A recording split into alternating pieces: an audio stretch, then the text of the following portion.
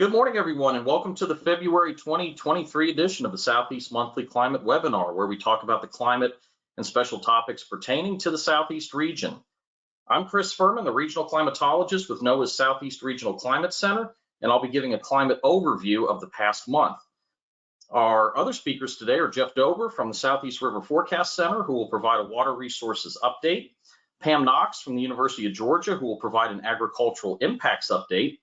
Joining us today, we have Luann Dahlman from NOAA's Climate Program Office, who will be giving us an overview and demonstration of the Climate Mapping for Resilience and Adaptation tool. So again, thank you all for joining us. Just a reminder to type your questions and comments into the question box at any time, and they'll be answered at the end. Also, a recap email of this webinar will be sent out with a YouTube link to this recording in the next few days. All right, so let's get started with an overview of the climate. So it has been warm across the Southeast over the past month, very warm in fact. The map on the left shows that mean temperatures across much of the region have been running 6 to 10 degrees above average since late January, while parts of Alabama and South Florida have been running between about 3 and 5 degrees above average. On the right, we see the temperatures across Puerto Rico and the U.S. Virgin Islands have been near average to slightly above average over the past month. So we know it's been quite warm this month, but just how do these temperatures rank against other Februaries to date in the historical record? Well, it's probably no surprise that many locations across the region are on track to record one of their warmest Februaries on record. And if today's forecast pans out, then places like Raleigh-Durham, North Carolina, and Richmond, Virginia will record their warmest February on record. It's worth noting that many of the locations shown on this map have very long records, some going back to the 19th century. So this places the past month in the context of some of the warmest Februaries in the region that we've observed over the past 100 to, in some cases, almost 150 years. Now, one of the more notable impacts from the recent warmth is in the emergence of leaves and flowers, which signal the arrival of spring. Data and maps from the National Phenology Network have been making the rounds on social media and confirm what many of us are noticing in our own backyards. The image on the left shows that spring leaf out has arrived several weeks earlier than normal across much of the region, except in Florida, and even into parts of the Mid-Atlantic and Ohio River Valley. On the right, we see that the blooming and flowering of early season shrubs has also been earlier than normal by as much as 2 to 3 weeks in places like Birmingham, Atlanta, and Charlotte. Now, in terms of precipitation, the past month has been quite wet across northern portions of Alabama and Florida, as well as eastern portions of Georgia and South Carolina. It's also been quite wet across southeastern Florida, where places like Miami are on track to record one of their wettest Februaries on record. On the other hand, dry conditions have continued across much of the Florida Peninsula and the Western Panhandle. In particular, several locations stretching from the Western Peninsula down to the Florida Keys have received less than ½ an inch of precipitation over the past month, with some places like Key West receiving less than 1/10 of an inch. Dry conditions have also persisted across much of Puerto Rico and the U.S. Virgin Islands, though some locations, including St. Thomas and St. Croix, did pick up some beneficial rainfall this past week. Looking at the evolution of the drought monitor over the past month, we see the region of moderate drought has been eliminated across the Western Panhandle of Florida, nearly all of eastern Georgia, and along the coastal plain of the Carolinas. The area of severe drought along the Big Bend region of Florida was also downgraded to moderate drought over the past month. On the other hand, we did see abnormally dry conditions emerge across much of the Florida Peninsula, with areas of moderate drought emerging just north of the I-4 corridor and in southwestern Florida around places like Naples and Marco Island. Unfortunately, the continued warmth and dryness over the past week will likely lead to further degradations, with moderate drought expanding across much of the peninsula in this week's drought monitor map. Looking in the Caribbean, we see very little change across Puerto Rico, with abnormally dry conditions persisting across southern and western sections of the island. Increasing moisture deficits will likely lead to an expansion of abnormally dry conditions across the northwestern and southern parts of the island this week. Below average precipitation over the past month across parts of the Virgin Islands has led to an emergence of moderate drought, specifically on the islands of St. Thomas and St. Croix. These islands have been rather dry for the past several months. However, as I mentioned, some beneficial rain was recorded this past weekend, which should at a minimum prevent further degradations, at least in the immediate future. So as we discussed last time, we are beginning to transition out of our triple dip La Nina to ENSO neutral conditions. The latest guidance released earlier this month by the Climate Prediction Center indicates that this transition is very likely during the February through April time period, with ENSO neutral persisting through the late spring and early summer months. As we go through summer, the dynamical models suggest a transition to El Nino conditions, though most of the statistical models indicate a continuation of ENSO neutral through the summer and maybe into early fall. So looking out over the next 3 months, above average temperatures are expected across the southeast, with the highest probabilities across Florida and the northern Gulf Coast. Precipitation is leaning above average across the northern tier of the region and extreme northern sections of Alabama and Georgia, while below average precipitation is expected across Florida.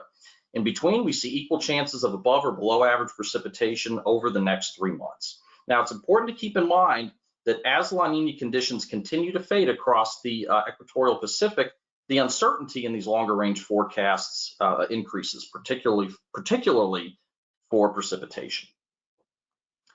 Now, given the forecast for warm and especially dry conditions across Florida, drought development is likely across the peninsula, while the other areas of the southeast currently in drought are expected to remain in drought over the next several months. Drought is expected to reemerge across coastal sections of Georgia and South Carolina. Drought development is not currently anticipated for the remainder of the region, though increasingly dry conditions in parts of Puerto Rico and the Virgin Islands, which are forecasted to persist into early spring, may result in a gradual development of drought over the next month or so. So looking ahead to this weekend and early next week, above average temperatures are likely across much of the region, except in Virginia, while precipitation is leaning below average across the Gulf Coast and near average elsewhere. Similar to last week, the precipitation forecast for the next week has the bulk of the precipitation across the northern part of the region, with little to no precipitation expected across Florida. So coupled with above average temperatures, this does not bode well for the drought there in the short term. Looking out to 2 weeks, generally warm and wet weather is expected across much of the region, with near normal precipitation expected across the Gulf Coast and the Florida Peninsula. However, if we look out 3 to 4 weeks, which takes us into mid to late March, we see a pretty significant pattern change with below average temperatures expected across much of the country, except across the Florida Peninsula, where above average temperatures are expected to persist. While the details of this pattern change remain uncertain, the resulting temperatures could impact agriculture across parts of the region, and Pam will talk a bit more about that in her presentation. Precipitation is leaning above average across nearly the entire region, and this could alleviate or at least halter any further drought development. Okay, thank you very much for your attention. Here's a summary for you to look over after the webinar. I'm also happy to answer any questions at the end. And with that, I will turn it over to Jeff. Alrighty, thank you, Chris. Well, Chris gave us a little bit of the weather and climate picture, and now I'm going to give you the water picture. And we'll start it off on the first slide, the next slide there, showing you the southeast stream flow anomalies across the southeast provided by the U.S. Geological Survey. And you can see a lot of green dots there across the southeast region. That means near normal stream flows. And so you look to the right there, you can see pretty much what we have expected since the late fall. What we were calling for is stream flows being in the normal range through most of the winter. And that's what we saw on average across the southeast region. Now, if we break it down state by state, go on to the next slide here, and we'll start off in Alabama. You can see pretty much the same picture there as far as stream flows for the winter time period in the green range, as well as Georgia and Florida. Florida a little bit drier there, a little bit hovering just above the below average, but for the most part, stream flows have been near normal for most of the winter and heading into the spring period here. Go on to the next slide and we'll move east into the Carolinas. and we'll show the current stream flows. These, again, are the 28-day average stream flow or average runoff, which is the average stream flow. And you can see, again, most of these, as we were calling for back in the fall, a normal stream flow season as far as the winter, and that's where we saw most of the winter for South Carolina, North Carolina, and Virginia. Going on to the next slide. And here's our current conditions. We did have some flooding in late January into February, but as we go into late February here, we see most of the water has routed into our lower ends of the river systems in the Ocmulgee and the Savannah River. We still have some minor flooding, nuisance flooding and high water, as well as in the Tom Bigby there in the South Alabama area. Those are the yellows and oranges, as well as some high water in the Suwannee, the lower Suwannee there, and that's in North Florida. But for the most part, quiet overall relative to what we typically see for this time of year. If we go to the next slide there, we'll show you the river flood climatology. We're in week 9 of the year, and this is typically the peak time period for flooding and high flows for the Southeast region as a whole. And then we'll start to curtail off. Usually the flood season ends sometime around mid-April for the Southeast region. The only exception with this is the Florida Peninsula, and we go on to the next slide. We'll show you the typical, what we see typically on the next slide there. And you can see for the Florida Peninsula, or South and Central Florida, we're in week 9. We do see some flooding in the Florida Peninsula during the winter and early spring period, but more of the flooding is in the wet season, and that starts in June. So as Chris pointed out, with the above normal temperatures and the early bloom out, and with just the expectation of average precipitation, this could lead to an early end to our high flow or flood season. But for now, going on to the next slide here, we'll show you our forecasts. Right now, we're thinking near normal flows and near normal risk for flooding, especially as he pointed out, as we go into week 3 and 4, the CPC outlook is for cooler and maybe slightly wetter weather around the Southeast. So again, week 9, this is typically the high period for flows and flood potential. We're not seeing anything very significant right now. We had an active period in January and February, but typically flooding will curtail off as we go into mid-April, and usually late April into May is a quiet period as we see the full bloom out across the Southeast. And we also typically see rainfall fall off a little bit. So that's the picture as far as water for the Southeast. And now I'll pass it over to Pam Knox. So overall, the water summary, we can quickly move through those. We saw the stream flows are near normal. This is typically the highest level, but overall, the 3-month period, the flood risk is going to be near normal to maybe slightly below normal for the interior Southeast systems, especially March into April compared to typical.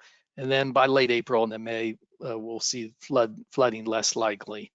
And then the Florida Peninsula, again, the late spring season is typically quiet as far as river flooding. And then as we get into June and the summer months, that's when flooding and high flows pick up in the Florida Peninsula. So with all that being said, I'll pass it over to Pam Knox. All right, well, thank you, Jeff. Good morning, everybody. The peaches are blooming here in Athens, as you might not be surprised after looking at the National Phenology map from Chris. Certainly pretty to look at, but also something of concern because of the pattern change that we expect to see. So let's launch right in and look at the region. If we look at the last month, a lot of the region has not really seen much of any frost in the last month at all. We've been really warm, many degrees above average, and the resulting low temperatures have been above freezing for most cases. This is a count of the number of times it got to 32 or lower in the last 30 days from the Climate Perspectives tool at the Southeast Regional Climate Center. And you can see Florida, for the most part, except for the very northern parts, it hasn't gotten any frost at all. The coastal areas just a day or two. And then as you go farther to the north and to higher elevations, you get to see more frequent frost. And so with the lack of frost, of course, everything's been growing like crazy. And that is going to be a concern for us. So let's go on. Some of the impacts that we've seen of recent conditions on agriculture. The warm weather certainly resulted in a lot of blooming of both peaches and blueberries and any other kind of blooming fruit, depending on how many chill hours that particular variety needs. The warm soil temperatures has allowed people to start planting, and maybe a little optimistic, but you know, if you get it in early, then you get first to the market, and that gives you a price premium.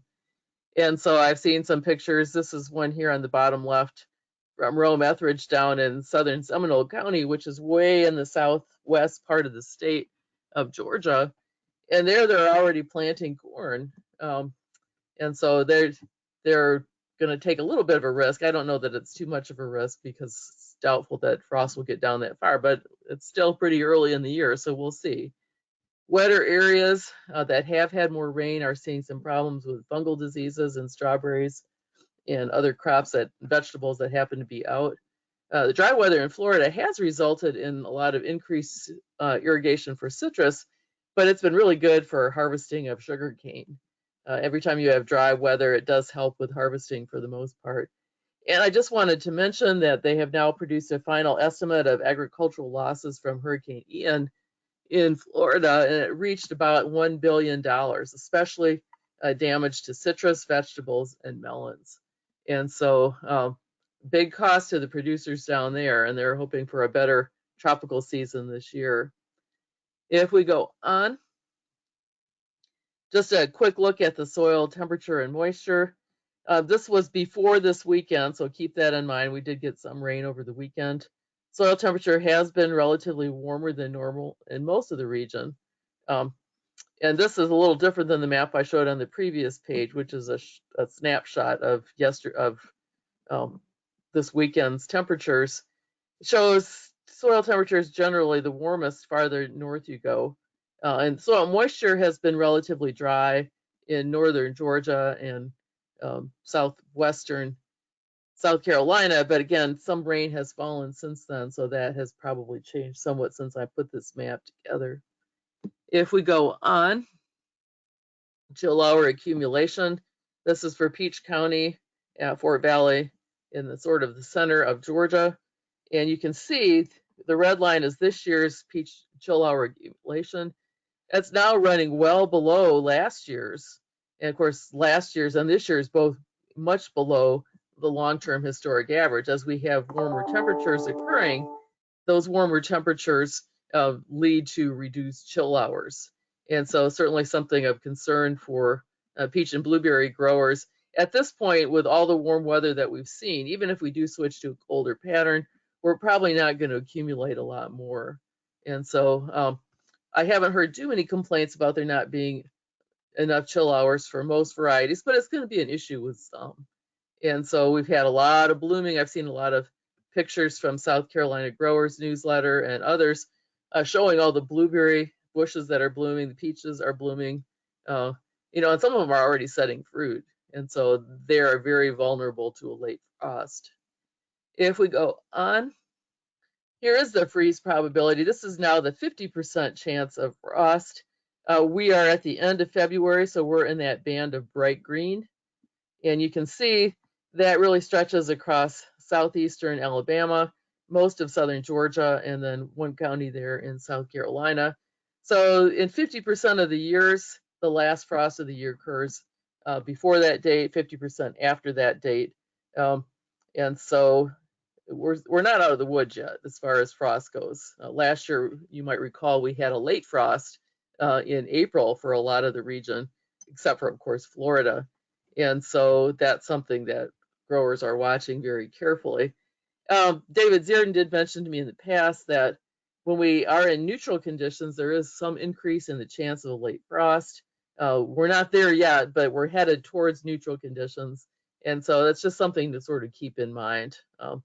If we go on to the next slide, it shows a little bit about the freeze probability. Chris mentioned that we're going into a pattern shift. This trough of low pressure that's been across the western United States is going to start shifting to the east. And so it will bring the colder air with it. It's not clear at this point how far down it's going to get into the south. Certainly, I would imagine Virginia, North Carolina will see some, probably northern parts of Alabama, Georgia, and South Carolina as well. This was, when I looked at the predictions, this is from one model, the GFS. The lowest or the farthest south frost I could find was listed here on about March 5. Of course, that's going to change as the models update, but it's just something to sort of keep in mind. And, you know, it's definitely reflective of this 3 to 4 week temperature outlook that's put out by the Climate Prediction Center. So things right now are quite vulnerable as far as frost goes, and farmers will just have to be watching this closely to see what happens. If we go on, here's a summary. I'm not going to spend much time at it because I'm interested to see the demo, but I'm happy to take questions later, or you can email me as well. And now I'm happy to introduce our guest speaker, who's going to walk us through a demonstration of the climate mapping for resilience and adaptation. So take it away.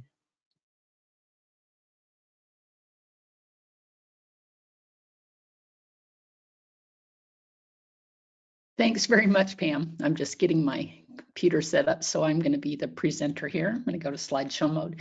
Thanks, everybody. It's great to hear what's going on in the Southeast. I am talking today about the climate mapping for resilience and adaptation tool. It's available at resilience.climate.gov. I'll walk you through a few things in it. I'll just remind you quickly, the federal government is really working to build a climate-ready nation. They're investing money in infrastructure and really trying to make a dent in our issues. And what they needed to help us get going is a screening tool to help folks recognize if they have some exposure to current and future climate hazards.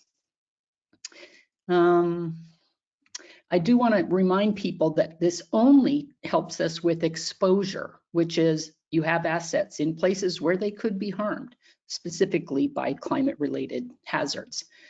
This is an effort involved with the U.S. Climate Resilience Toolkit, and we use a Steps to Resilience framework. This is just step 1 of 5.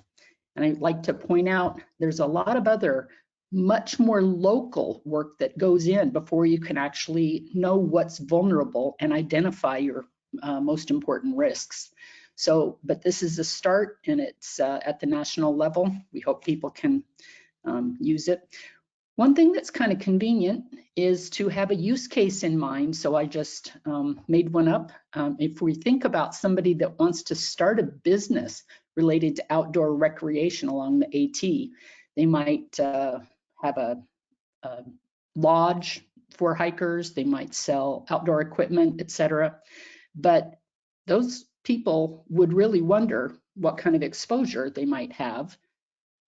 So will the trail continue attracting recreation seekers into the next several decades? And what are the climate-related hazards that could challenge the viability of this kind of business?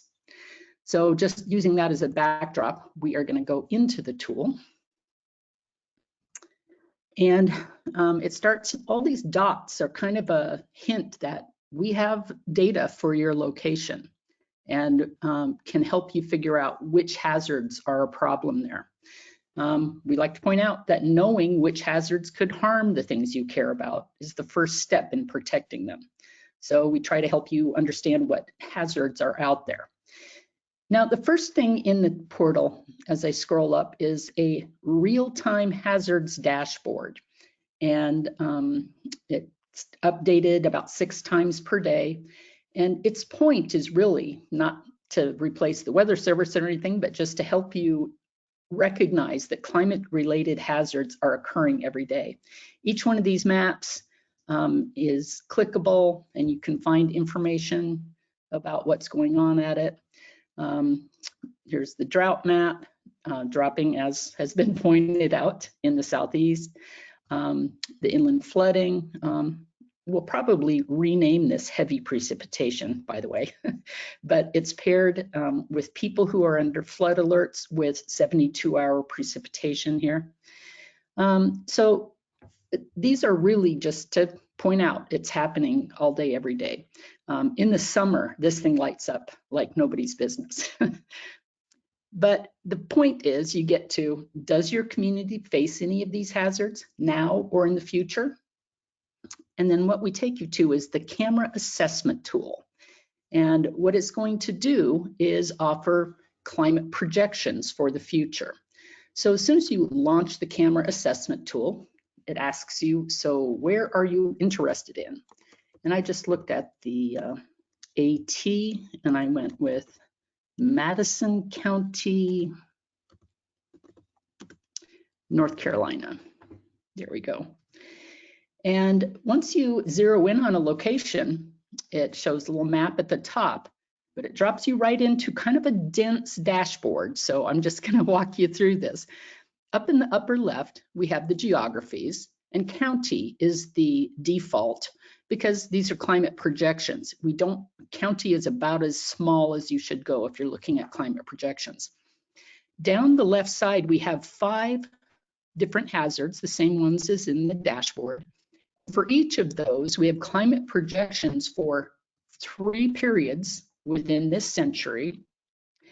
And under each of those, we have a number of variables related to that hazard. So for extreme heat, we're on annual days with maximum temperature greater than 90 degrees. And we give both lower and higher emissions. These are the same projections as are used by the National Climate Assessment.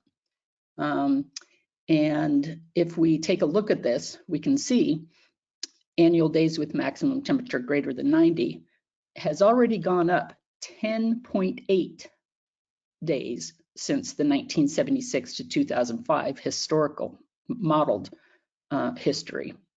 But we can move forward. We can see what that'll be mid-century in the 30 years centered on 2050, or we can go all the way to the end of the century.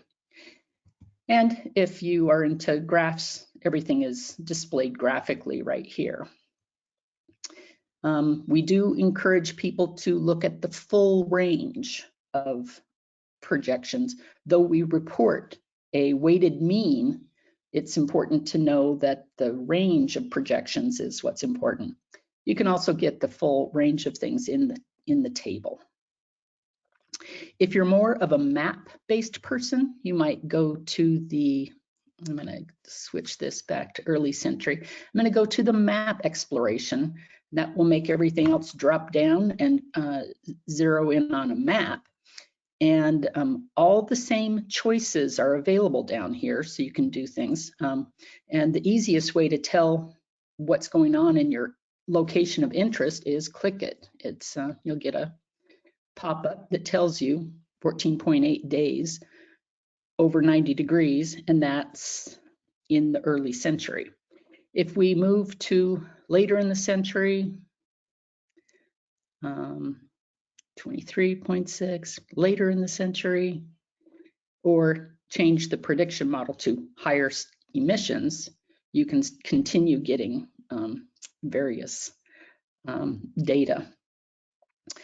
Once you're in the county level and you can explore any of the hazards here, any of the variables that are presented with each hazard, you can also go down to a census tract.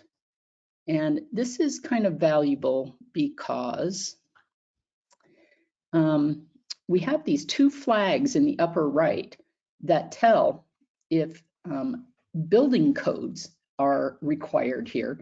And this one does have lower resistance. It means no part of this county is required to adhere to a hazard-resistant building code. This is based on a FEMA effort to increase building codes across the country. And we can also check, this one happens to be a disadvantaged community, according to the Climate and Economic Justice Screening Tool. And this is the tool that the government is using to drive 40% of certain investments to 40% of the folks who are in these disadvantaged communities. So before we leave this, I'll point out in the upper right, you can get back to the camera portal, which we're going to do in a second. There are a couple of different user guides that can help you figure out what's going on where. And then there's the Get Complete Report button. Once you click that, it takes a little time, but it will generate for you a 5-page report of all the hazards, give some demographics of the location you had selected and information about those. We also include information from FEMA's National Risk Index rating. And all 5 pages are here. When you click Get Complete Report, it generates a unique URL for the geography you've selected. And these can be downloaded and included in reports or grant applications, any of the above. So if I go back to the hub, I will mention, go down below the assessment tool. We have a couple of other important things. If you didn't know much about those 5 hazards, you can find more about them. So for instance, we can look at the drought, and these are story maps that are really introductory kind of things for people that don't really know what you're talking about or what the problem is. And it's some high-level information at first, linking, of course, to NIDIS and farmers.gov, drought.gov and NIDIS.gov. But then maps that people can explore, and these include not only the current drought monitor, but monthly and seasonal outlooks.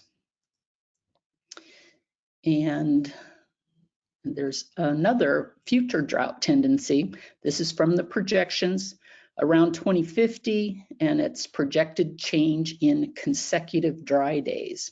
And there's the change values. So if people are going to see longer periods or shorter. And last but not least, in these story maps, each of these has a selection of federal funding opportunities related to the hazard that's in them, and also more resources to explore. So again, back to the camera portal, and again, those exist for all 5 hazards. We have a section called Implementing Climate Resilience Policy, and this is to keep people abreast of what's going on with the federal adaptation landscape. They, not very long ago, published a new report on nature-based solutions, and you can find more information about those. The Federal Flood Risk Management Standard, which is being updated, this currently just links to a little informational blurb, but soon it will be a portal of its own. And this is the National Initiative to Advance Building Codes I mentioned. And also you can take a look at example federal climate adaptation plans for different agencies. And last, but absolutely not least, this is the most exciting part for a lot of people. Folks who have, who are data hounds or just like data or need data. We have a open data portal here. It's again organized by the 5 hazards and additional information. So if you're looking for the climate model data, you can get it, you can open it and save any layer and then use it in your own geographic system. You don't have to, you can open it even without being signed into Esri. This is an Esri tool that we contracted them to build, but it's all open data and a lot of it. that is my quick tour. I do encourage people to go ahead and check it out. It's available at resilience.climate.gov. Also, I think I've left this out, but we love to hear from people. We have an email address, just CMRA, camera_feedback@noaa.gov. And we would be happy to hear people's suggestions, questions, complaints. But that's it. Thank you.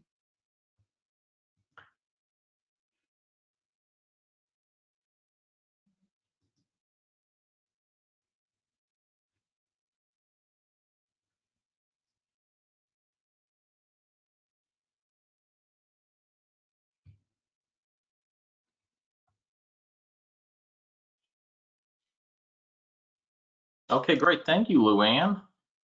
I'm going to move to the last slide here, if I can. Oh. Apologies, I'm going to go through the slide deck here real fast so we can get to the last slide. Okay. Okay, great. Well, thank you again. This is Chris Furman again, filling in for Meredith Muth this morning. Thank you all again for joining us today. Thank you to our speakers, and a special thank you to Luann for sharing that information with us. That's a fantastic tool with a lot of great information and resources. So thank you so much for that. We have plenty of time for questions. If anyone in the audience has any questions for any of the presenters today, feel free to type those into the chat. I don't see anything right now. Kelsey, do you see any questions on your end in the chat? I don't. Wait, Okay. will slides be available, and when will the recording be available? Yes. Yes, slides. Yes. Oh, sorry, Kelsey, go ahead. Oh, no, go ahead. Okay. Yes, slides should be available probably within the next couple of days. I believe Meredith is traveling today and maybe tomorrow, so it might be a little later in the week before those slides are, or at least before the slide deck is available and the recording is available. As far as the individual slides and PowerPoints, we should be able to make those available to you as well if you just want the individual presentations. And yes, we'll send that out via email. Yes. It looks like we've gotten another question in the meantime. Does the shift to ENSO neutral mean more or less deluge rain? Okay, so this is Chris. Deluge rain, so heavy precipitation. It certainly could. I think the shift to ENSO neutral, what that really means is that instead of sort of using ENSO as a tool to look at what's going to happen over sort of longer time periods, when we go to ENSO neutral, it usually means that we don't have as much guidance from the ENSO signal. The ENSO signal, especially for precipitation, tends to go away a bit, and that can also be true for temperature as well. But what it means is that we're probably going to have to rely more on shorter term weather patterns, so things that are going to be happening on timescales of days to weeks. So there's certainly the possibility with ENSO neutral that we could see more heavy rain, but also some dry periods as well. It's just going to kind of depend on how the atmosphere sort of sets up on some of those shorter time scales, those kind of day-to-day, week-to-week time scales. Pam or Jeff might have more to add to that, but I was just thinking that was a really good answer. This is Pam. You know, a lot of these forecasts are based on statistics, and so if we know we're in a La Nina, we can say with some confidence that it's likely to be a certain weather pattern. When we have in between or neutral conditions, then that statistical help kind of goes away, and so it becomes much more important to look at shorter term things. One of the things we're watching right now is the development of a sudden stratospheric warming, which is probably related to this pattern shift we're going to see later in March. But it's not, everyone is different, and so there's not any statistical relationships that we can use to help us draw forecasts. And so other factors that are shorter, like the Mad-Julian oscillation and other factors, become more important, but everyone is different, and it makes it much harder to predict. Spring is also a tough time because it's in the period when the ENSO forecasts are in the spring predictability barrier.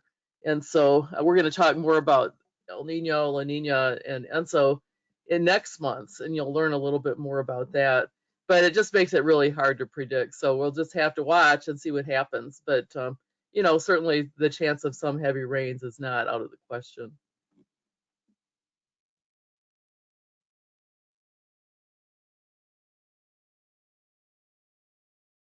Yeah, thanks, Pam. Yeah, that's actually a great segue there, as you can see on the slide there. That's a great segue to next month's special topic, which will be on the La Nina scorecard for the Southeast, what happened and what didn't happen, and what to expect this spring. So that'll be from David Zierden from the Florida Climate Office. So he'll be our guest speaker next month. Looks like there's some questions for Luann that are coming into the chat box.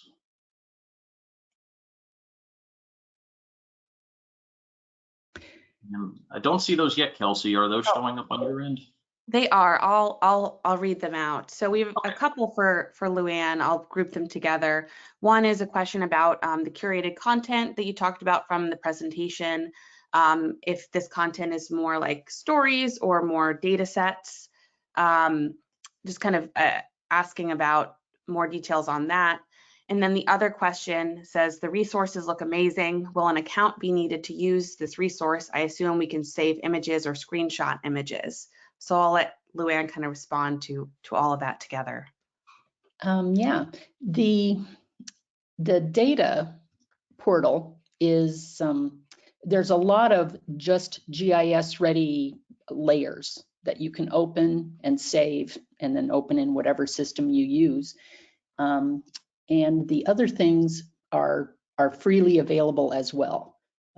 If you do have an ArcGIS or AGOL account, it's easy, maybe easier, but all of it's available without an account.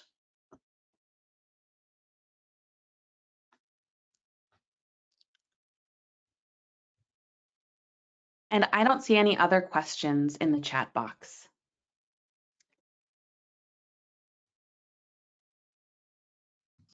Okay.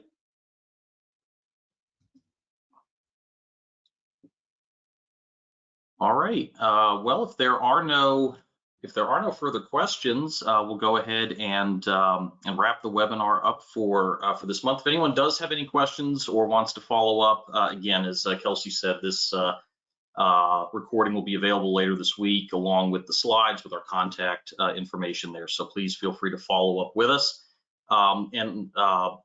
There will also be a link too if you have any suggestions or any comments about the webinar series. Please let us know. You can also contact Meredith directly. Her email is down there at the bottom. Yeah, we've got some really great webinars and great topics coming up here over the next several months, as you can see. So we look forward to seeing you all for those. So have a great rest of your day, everyone, and we'll see you all soon.